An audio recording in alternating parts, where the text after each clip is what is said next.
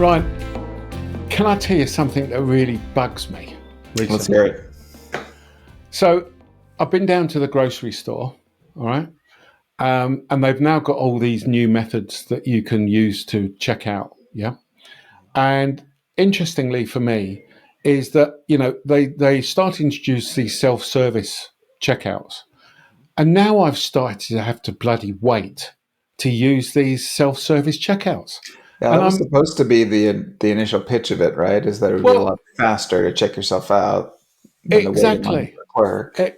Exactly, and you're now going. Hold on, I was meant to do this so I could get out of here faster. Now I've got to go in a line to queue up to use the bloody things.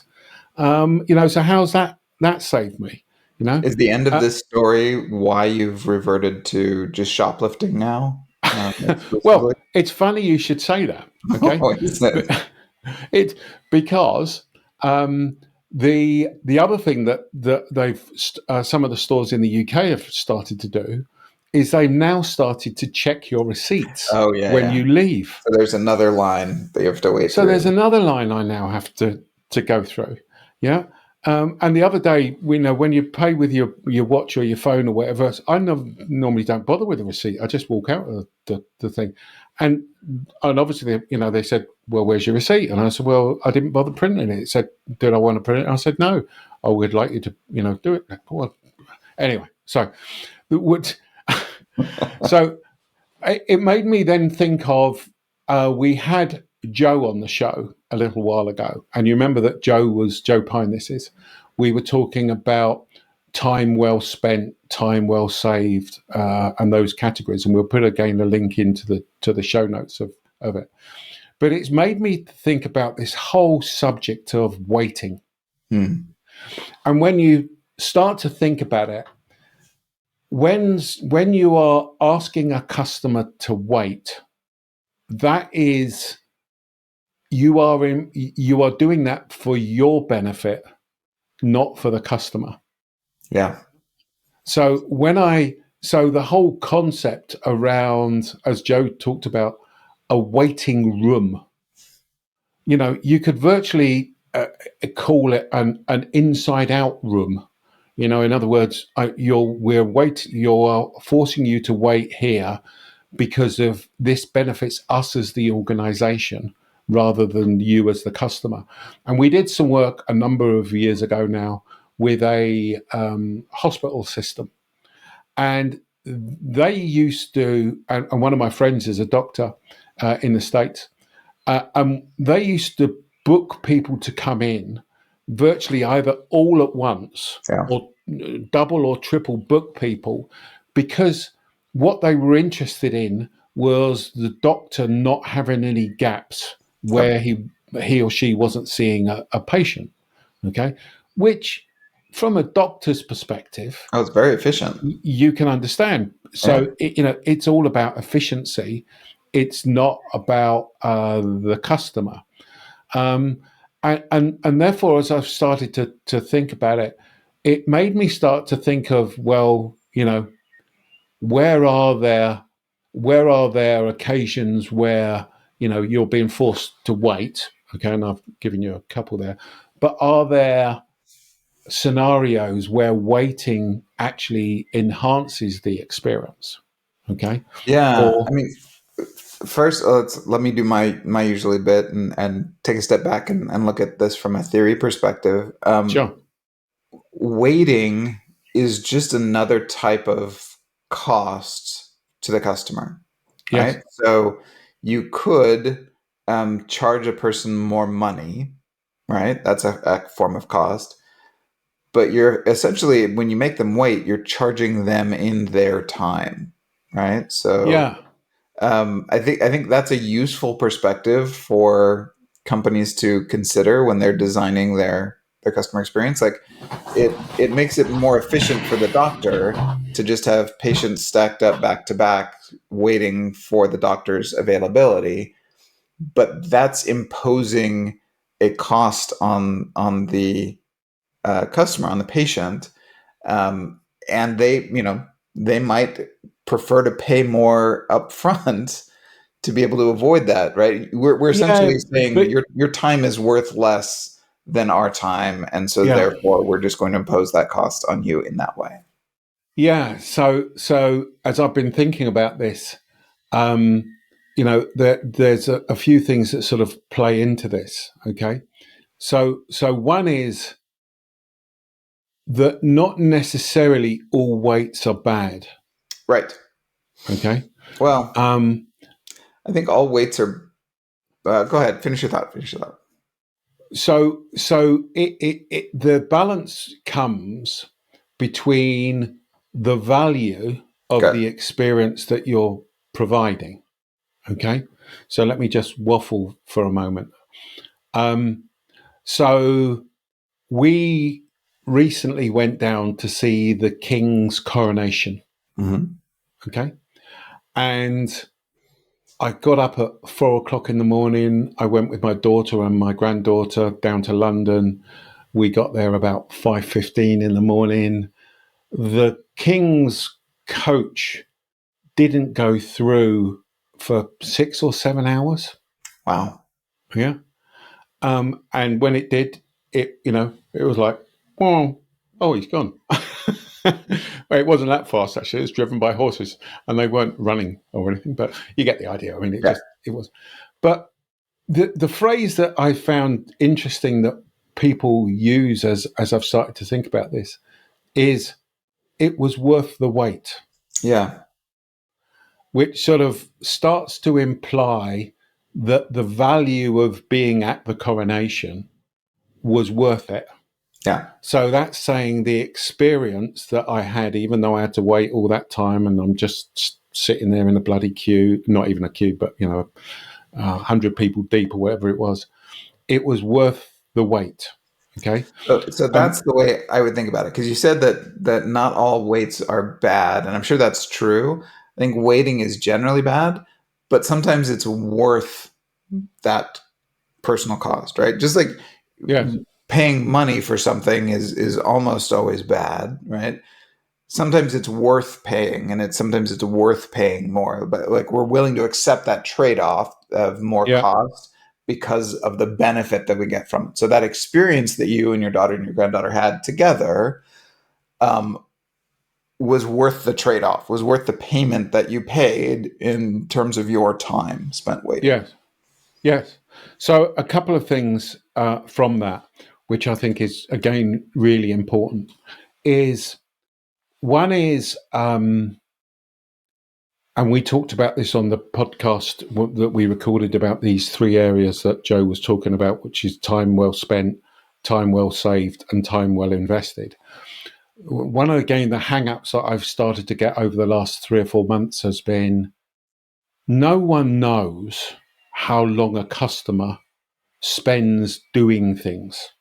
There is not a measurement of time that a customer spends doing something. So, do you remember I had that problem with UPS Mm-hmm. in getting a package delivered to the States? They don't know the amount of physical time that I spent trying to deal with a chatbot, phoning up, getting updates, waiting in line, blah blah blah. There's, you couldn't turn around and say I spent 3 hours 23 minutes in that. So they So can measure components of that, but nobody's stringing that together to. yeah, but you see, the other interesting thing for me is they can measure it from their perspective. Right, right. They can't measure it from my perspective, and clearly, I would argue that my perspective is clearly more important. So you've got that one aspect of nobody sort of measuring that time, which I think is actually a real gap. Right. Mm-hmm. The other part for me is that there are instances where you go, it was worth the wait. So the coronation, okay. But it's then when you're making that value judgment, what was it about that created value? Okay, Yeah, so one was I'm probably not going to see another. Well, maybe I don't know. Well, I may see another coronation in my they lifetime. don't come around that often. They don't. And the other one was my 6-year-old granddaughter was there, and thinking in 40 years' time when they show it on TV, she'll say, "Yeah, I was there with my granddad and my mum, etc." Adds to that value. The other part of it is that, I mean, you said earlier that we don't charge. I can't remember exactly what you did say, but it's something, we don't charge for waiting. Well, Disney have things like fast track, don't they? So to reduce the amount of time, they can turn around and go, on average, somebody standing in the queue at this point, because they also have those signs up there, don't they, which is 90 minutes from this point, etc. But in fast track it was this.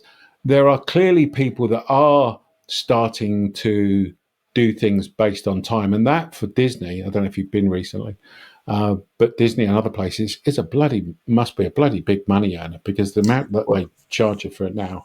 I mean, and again, they're going making back, that. So your doctor's office imposes that cost on you in yes, the form of time, right? You don't have an option. You have to go and you wait, and then and there are stories of people waiting in the U.S. waiting an extremely long period of time to go to see the doctor. There's Disney, though, actually allows people to trade off between those costs if they want to. So Disney will allow you to pay extra money to save waiting time. And people are then willing to do that. Yes. Like one of the key aspects that you mentioned, which I think is really, really important when people are considering customer wait time, is this idea of this value judgment of this trade-off. Is it worth it? I did an interview with the Washington Post a few years ago where there were a couple of services that were increasing prices. Amazon Prime price was going up, and I think the price of McDonald's hamburgers was going up, and there were a couple others. Netflix, I think, all at the same time. And so they wanted to talk to a marketing professor, and they said, and they couldn't find one, so they thought they went through a long list, and then they got to me. And the question was essentially like, but don't people not like paying more? These are the kinds of questions that a marketing professor gets from reporters. Like, I thought that paying more was bad. Do you have an opinion? And it was like, I had to make exactly this argument. Like, yeah, nobody likes paying more for something, but it's all a trade-off. And if you value it more, then you'll be willing to pay more for it. You may not be thrilled with it, but like, people have gotten addicted to Amazon Prime, and the idea that I could like stop paying this annual fee and then now all of a sudden go from 2-day package delivery to like 5-day package delivery, like some kind of caveman. Sure. Like that's something that I value enough that I'm willing to pay more for. And I think the same thing has to be considered with time. Like, none of us like to spend time on things that we don't choose to, right? None of us likes waiting in line. But what's the payoff at the end of it? And if the payoff is a once in a lifetime experience, or something that's very rare, or something that's very valuable, people, when you go to a concert, there's that takes up your whole day, right? I mean, there's so much time. You have to go there. You have to wait in line to get your seats. You have to like wait in your seat before the concert. But if it's a good concert, it was worth all that extra time. And that's where I go back to this phrase. It's worth the wait. Yeah. It's this trade-off. It's what are you getting in exchange for the that balance cost? between the two. And that's where I don't think that organizations think of those things and think of customer time well enough. So let me give you another example. The value of getting to wait for your doctor so that you can have this wonderful experience of being poked and prodded for a few minutes. Like that's rarely worth the wait. Like we're not. Yeah. No. Oh, go ahead. And to a certain extent, it's whether you're waiting for a commodity. So is the experience that I am waiting for a commodity? Yeah. Or is it something that, again, I go back to it, which I value? Okay. So here's another interesting one that sort of made me think about this. So you'll know that my wife has had chronic back pain. Okay.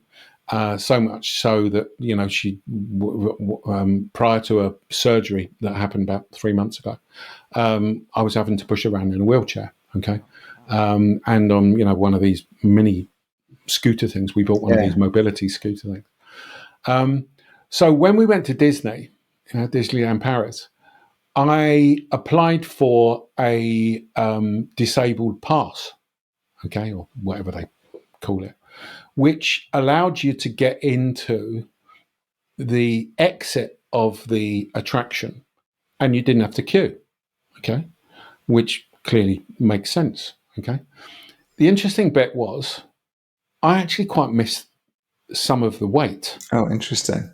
Yeah. Because would I have wanted to? So let me get this down to it, which I think is the nuance, which I find interesting. Would I have wanted to wait the hour to get onto a 2-minute ride? No. Would I have chosen to wait for 10 minutes to get on the ride? Yeah, because it's quite fun, actually, going through some of those things. And the key word that I got to, which I think is an important word when you start thinking of this whole discussion around waiting and value, et cetera, is anticipation. Yeah. Okay. And to give you sort of, and give you another story that sort of lines up with that. I always remember when I was 15, when you're sort of 15 years old, I don't know if you do actually, but you remember those days where one of your school I'm closer friends, to 15 than you are, Colin, but go ahead. No, it's this next bit that's important in this story. That one of your mates is having a party, and you have these. You sit there at lunchtime, and all you talk about is the impending party that's going to happen. Yeah. And is someone taking some illicit alcohol with them? And which person fancies which person? Yeah. And what happened at the last party? And the one thing I always remember about those experiences is whenever you went to the party, they were never as good, never as good as you thought they would be. So, and therefore, it throws that in that sort of value bit, and the waiting bit is the bits I'm trying to draw together. Is the whole bit about there, and what made me think about it when you were talking about it is the pop concert and the role that anticipation plays. Yes. In waiting. I mean, so I agree. I think that's the most fascinating part of all of this. So we've got, your overall experience should be this simple equation of benefits minus costs, right? Yeah. Whatever benefits you're going to get out of it minus the costs that were imposed on you. That's the net kind of experience that you get. What is really interesting is when you can turn some of those costs into additional benefits. That kind of breaks down that equation. And so, I think that waiting is usually a bad thing. I think there are cases, though, where waiting provides anticipation, which is fun, which is beneficial. Sure. And so that then becomes, and this happens with other types of costs too. Like paying more money is usually a bad thing. Sure. But there are certain things where, the higher the price, the more valuable it is, because that means it's rare or collectible or exclusive or something. And so that cost of the payment can actually provide some additional benefits. And I think you're right. I think that for certain types of waiting, it can actually be flipped and turned into it. And, Disney's, I think, the best in the world at this, where they, they do tell you how long the overall line is, but they, like for the Peter Pan ride, they'd send you through a series of rooms, each of which was 10 minutes of waiting. And the walls were filled with like paraphernalia that looked like it came from the Peter Pan movie. And you could like look for little Easter eggs that they had hidden in various places. And the whole time it was built, you were getting closer. Now you could start to hear the ride. And, correct. And I agree. Like, I think that they've done a great job of turning that cost into a partial benefit. Which is amazing. but so I think the important aspect here is, because you just used the word cost, it's not money, Yeah. it's time. Yes. And therefore, understanding the value of time and Yeah. customers' time is important. And I would even argue that time changes value. And this is something that's sort of the first time I've put it in that phrase, but that's probably a good phrase. Time changes value. So let me give you an example of that. I think you've heard me talk about over here in England. I'm in England at the moment. There's a bank over here called First Direct. Okay, they're renowned for their customer experience. Okay, and one of the things that they do is, I mean, they don't have, first of all, they haven't got any branch networks or whatever. They sort of originated in the telephone banking field. And one of the things interesting things that they do is that they don't employ people from the financial services industry, because they only want people from the caring industries. But one of the things that they do is that if they're talking to you midweek on the phone, because it used to be telephone banking, they evaluate how much how time depleted, or whatever the phrase is, that you are. So in other words, if it's midweek and I've got loads of things on and I'm taking the kids here and I'm doing this and I'm doing that, then it's not really a good time to talk to me about whether my mortgage is the right type of mortgage. Yeah. But if it's the weekend and I happen to be on the phone to them, and that they can sense that I'm a bit more relaxed and I've got a bit more time on my hands, then they are likely to do so. So, is it time appropriate? Yeah. And therefore, for me, it goes back to that. Is there the time has different values? So it may be 5 minutes, but midweek I'm going to be 5 minutes is really precious. But at the weekend, 5 minutes is not as precious as it would be during the week. Absolutely. So that makes you then say, well, and I guess it makes you wonder, from my evaluation of going through that Disney line, I'm not going to want to wait for an hour, but I'd be happy to wait for 10 minutes. Yeah. Yeah. Because one of the things that I did value was going, if I go through FastPass, then I can do so many more rides than just standing there in a queue for an hour and a half. And we've got a 6-year-old, and there's really not going to be able to understand standing in a bloody queue for that length of time either. Does that make sense? Yeah, absolutely. So I think the other part of that for me is whether and how you're building anticipation, and whether that waiting, you can build anticipation into it. Because again, as you were talking, it was making me think of, and particularly, Apple product launches.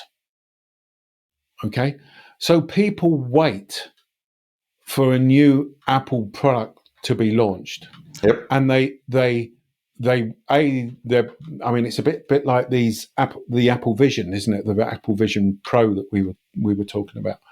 In another episode, this was. And they're basically saying that they're not going to be launched until next year. I'm sure that there are people that can't wait to get their hands on them. Okay, for $3,500, I'm not one of them.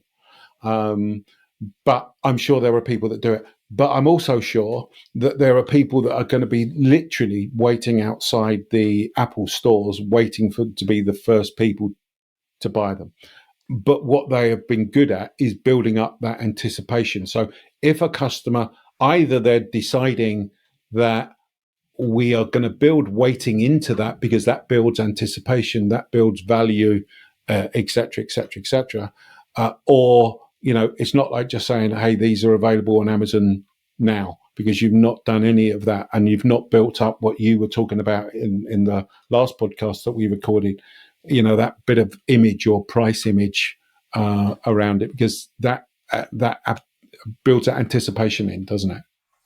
Yeah. So if you want to make waiting more beneficial, are there ways that you can ramp up anticipation? And sometimes you can't, right? Like if you're waiting in line on a phone queue to talk to your insurance representative about a claim, there's not a lot of anticipation that you can No. build into that process. So this is not a universal thing. Well, they do very well at that because they say your call is important to us. You're going to have to wait another 45 minutes. I Can't mean, they're wait. trying to build an Yeah. anticipation.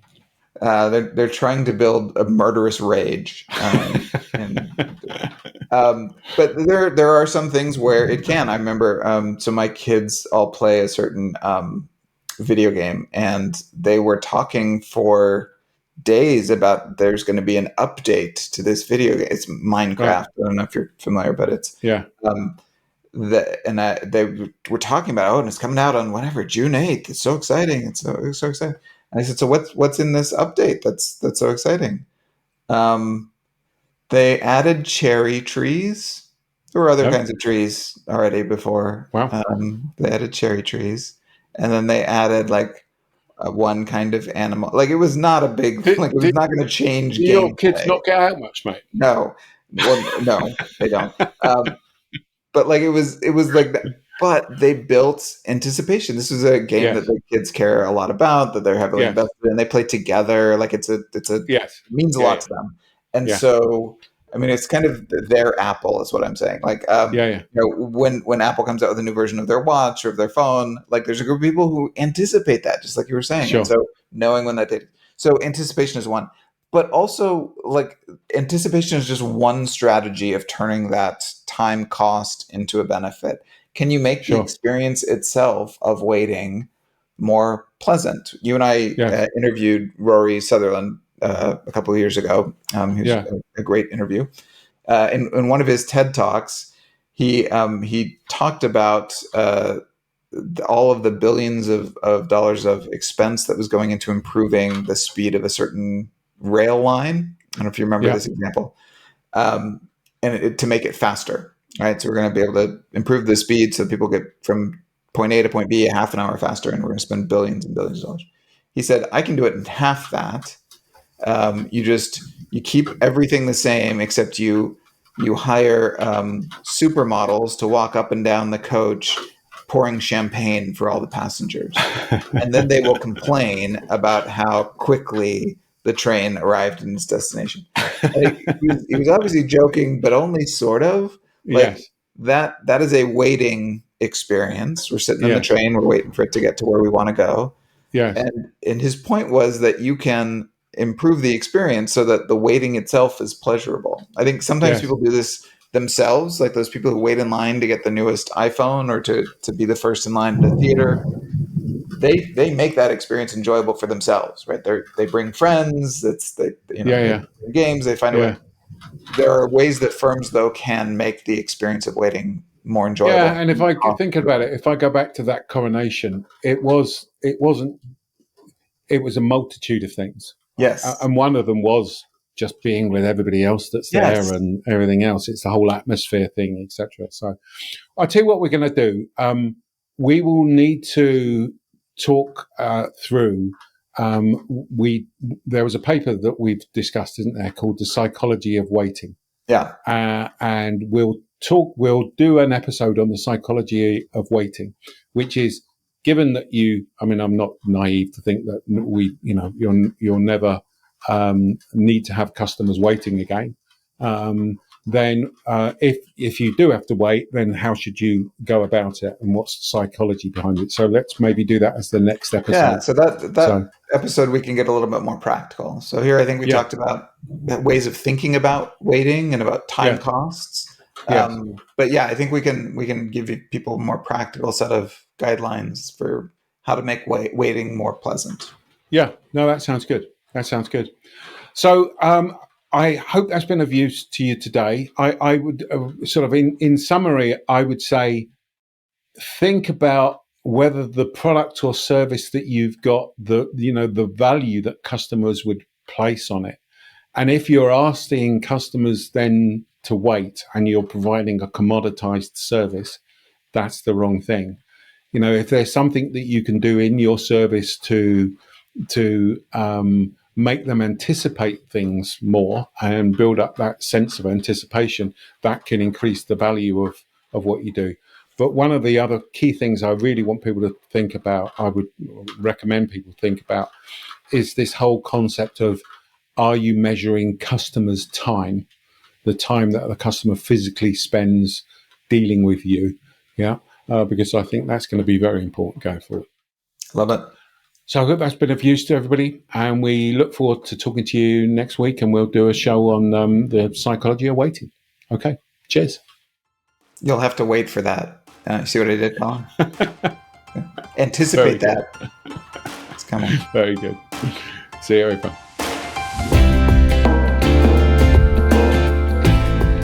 Thanks so much for watching.